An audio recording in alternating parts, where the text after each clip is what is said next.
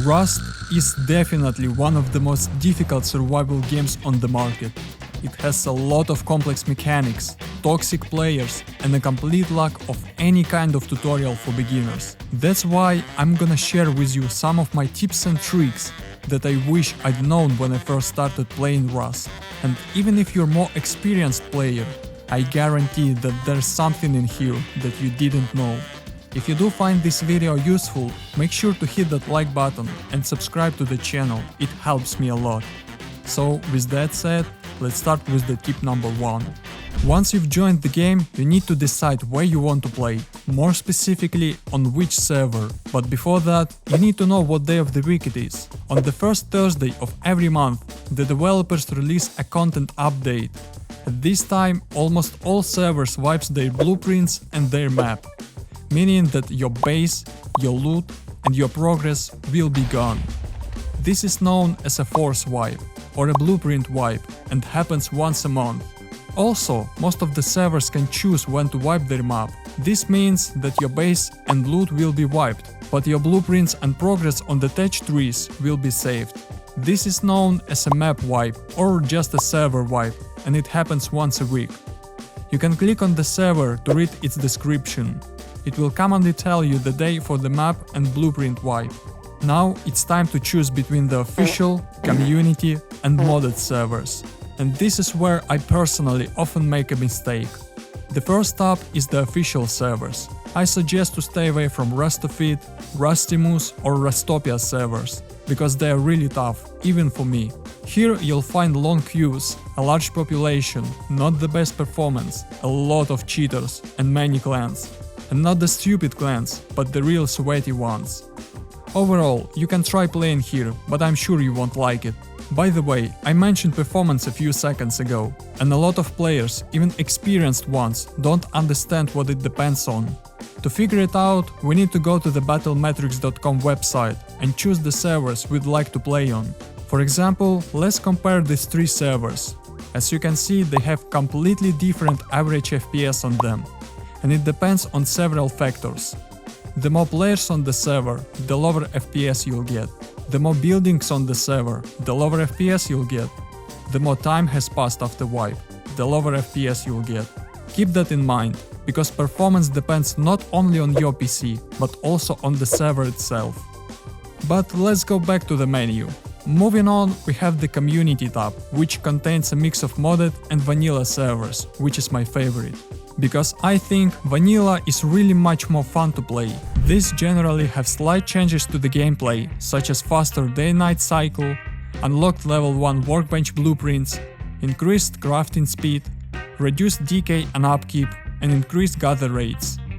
All of these minor improvements make the game much more enjoyable, while not making it too easy, as there are no teleports, set homes or kits, which are available on modded servers. And this is the last tab. To be honest, I don't have much to say about them, simply because I couldn't find a good server here with consistently high online. So just trust me and forget about this tab. Now let's join the server and change some settings to make the game a little easier. First, make sure that you have grass displacement enabled, grass shadows disabled, and contact shadows also disabled. This makes it easier to find loot in the grass. Here's a clear example. Also, make sure that you have changed nudity from pixelated to underwear. If you don't change this setting, half the screen will be pixelated when you turn your head, and on top of that, you'll have a 5% drop in FPS. I don't think you're gonna like it. And finally, you need to enable the compass visibility in the game options. This is a very useful thing that will help you see markers without opening the map. So for now, we're done with the settings. But there's one keybind that in my opinion is a must-have for everyone. Open a console by pressing F1 and type this command. I'll leave it in the description below.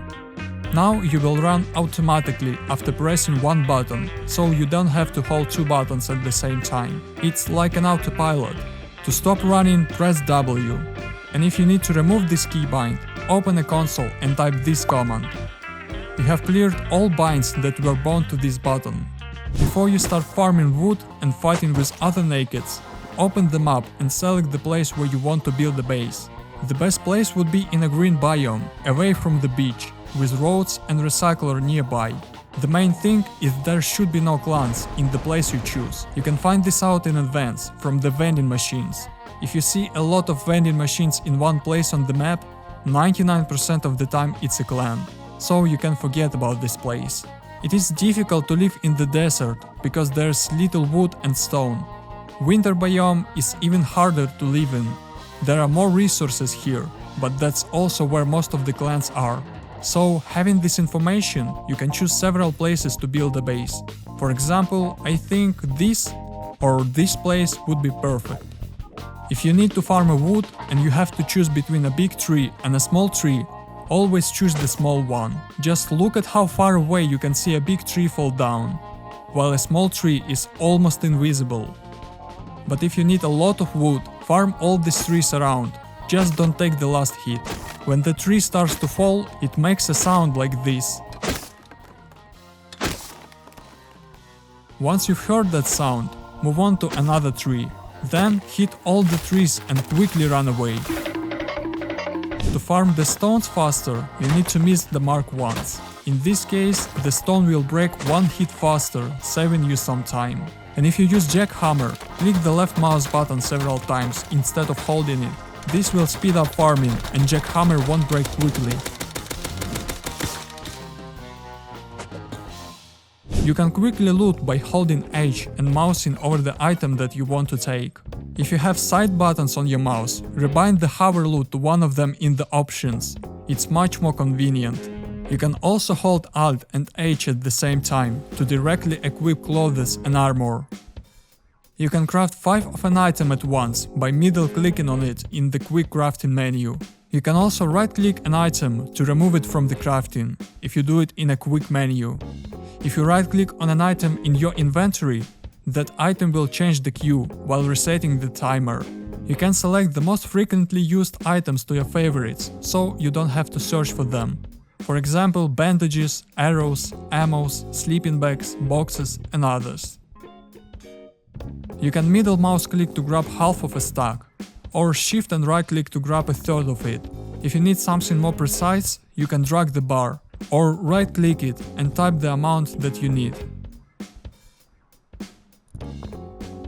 If you don't have any free slots in your inventory, but you need to pick up a pumpkin or corn for healing, you can eat them directly from the ground by holding E on them and selecting Eat.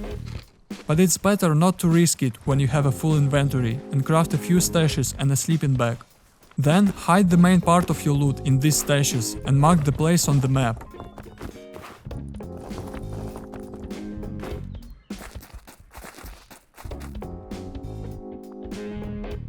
And to get the loot later, throw a sleeping bag nearby. Just make sure no one is watching you, or your loot will be stolen. Much better to build a temporary 1x1 with airlock to save the loot. You will need quite a bit of wood for this, but it will be much safer. Plus, you'll be able to use this 1x1 as a backup base in the future. Try not to run in open fields or empty locations such as desert or snow biome. If enemies start shooting at you, you'll have nowhere to hide and you'll likely lose the fight. It is better to take wooden or stone barricades with you, or look for a place to hide in advance. During fights, always tilt your head down when you're healing or reloading.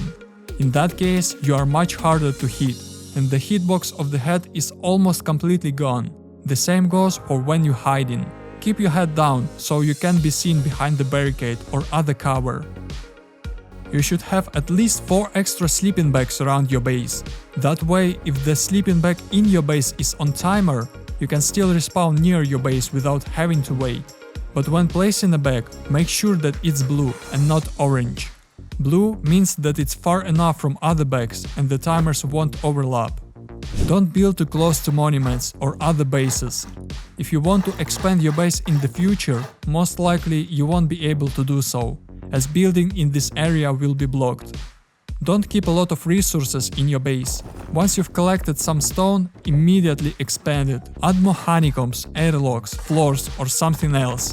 It's better to spend those resources on your base than to give them to raiders. I hope you learned something new today, but if that wasn't enough, then you should check something new about building, because bunkers are the main part of building in Rust. After countless fixes, most of them have disappeared from the game, while others have found new life.